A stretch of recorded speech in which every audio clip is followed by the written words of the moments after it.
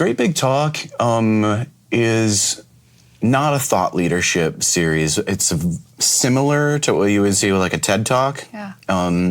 But if Julie Holiday was going to come and do a great big talk, it would be huge. It would be huge. It would be about 20 minutes, and there'd be a live audience. Yeah. And we would be in a really inspiring place, likely that a lot of people had never been to before. Yeah.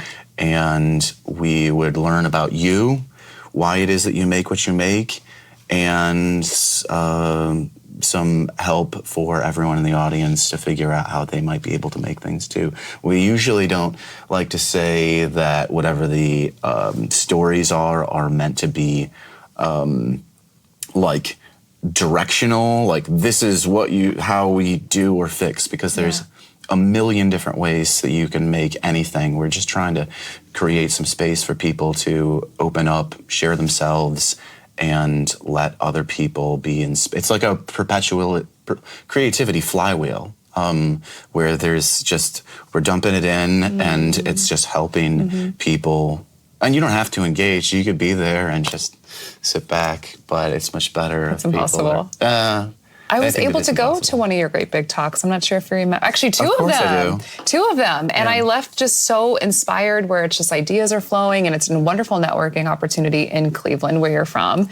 And I'm curious if you can tell us about the multidisciplinary word that's attached to your show and also your bio. So if we search online for you, it says multidisciplinary. Just curious of what those words mean to you.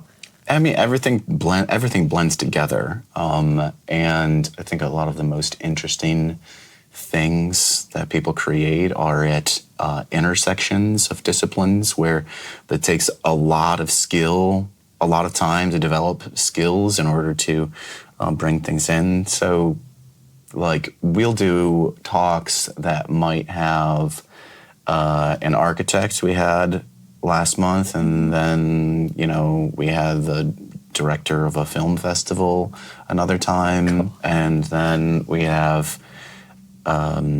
people that are working on energy companies. Like, it's like, where is these things don't really connect except for that people have ideas in their head and they want to get them into the world, and there's a process for making that happen, and everyone's process is different. So, like, multidisciplinary is just that creativity is everywhere.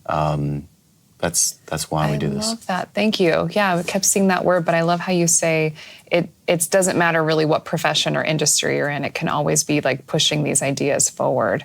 It's really good. If it's going to be interesting in anything that you're making, even things that are simple, you can be like, well, this is this project, and it's just repetitive and over. The process of making that is probably pretty interesting. Yeah. You said that this is something that you need on like a personal, professional basis of like inspiration. Can you maybe tell us a bit about your background and, why you need sort of like that little... I was born on a rainy Tuesday. Yes, please. I grew up on the east side of Cleveland, and for my career, I knew that I wanted to run a business right out of high school, but I didn't know what I wanted to make. I thought when I decided to go to business school a few years after I left high school,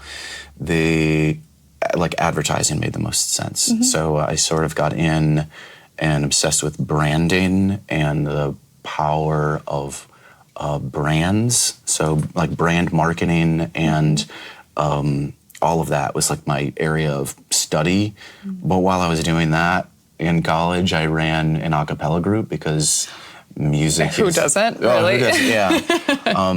That was like That's cool. Yeah, music has always been massively important for me. So everything that I've ever done through my career, I'm always personally like drawn back to music, and then meeting just massively talented people and wanting to put all of the pieces together in order to make that happen. Like those moments in the show, I live for that. Yeah.